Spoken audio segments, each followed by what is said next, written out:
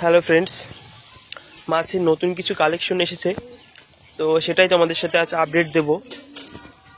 মাছের tank clean করেছিলাম, তোমরা জানো তো। নতুন কিছু মাছ এনেছি, দেখতে পাচ্ছ। এই ট্যাঙ্কের মধ্যে কিছু সেমি অরান্ডা গোলফিশ রয়েছে, মিডিয়াম সাইজ এবং ছোট সাইজের। এখানে গোলফিশ আছে, মাছের কোয়ালিটি ভালো আছে। মিক্স কালারের মলি পেয়ে যাবে তোমরা, মিডিয়াম সাইজ। গোলফিশটা দেখতে পাচ্ছ তোমরা, এখানে 2-3টে কালার মিক্স করা আছে, রেড আছে, ক্রস আছে। এটা সেমি অরান্ডা গোলফিশ।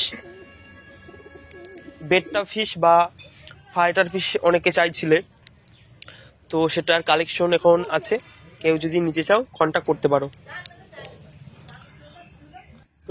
বেশ কয়েকটা কালারের জেব্রা মাছ এসেছে। এখানে রেড আছে, ব্লু আছে, গ্রিন হবে, তারপর পিঙ্ক কালারেরও হয়ে যাবে এবং হলুদ। এই কয়েকটি কালারের জেব্রা ফিশ পেয়ে যাবে।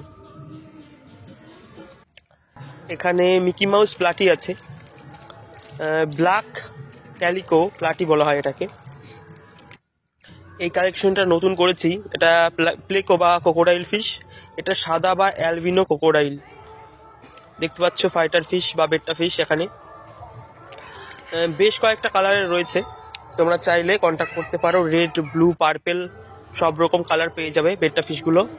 এগুলোর দাম আছে মোটামুটি 35 টাকা থেকে 50 টাকার মধ্যে।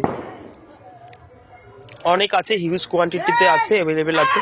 তবে যারা নিতে চাচ্ছ যোগাযোগ করতে পারো, কারণ যারা মাছ কেনে তারা কিন্তু যত তাড়াতাড়ি আসবে ভালো মাছটা প্রথমে সেল হয়, এবং যেটা একটু কমা দেখতে কমা হয় সেটা পরে সেল হয়।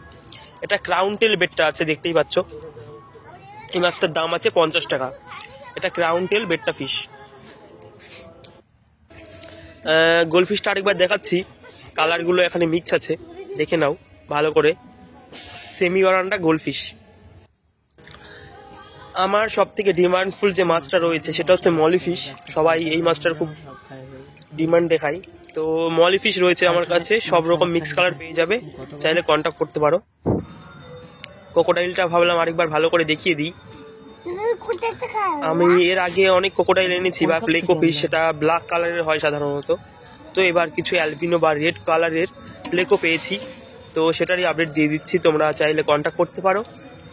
মাছের কোয়ালিটি খুব সুন্দর আছে। এগুলো ছোট সাইজের মাছ, এবং রেখে দিলে কিন্তু এই মাছগুলো বেশ বড় হয়।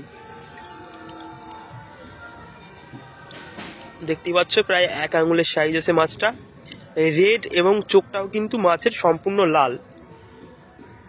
যারা সাধারণত অ্যাকোয়ারিয়ামে মাছ পোষে তাদের কিন্তু অ্যাকোয়ারিয়ামে রাখতেই হয় এই মাছটি, তাহলে শ্যাওলা খেয়ে কাজটা পরিষ্কার রাখে। যাই হোক, আজকের ভিডিও এই পর্যন্তই।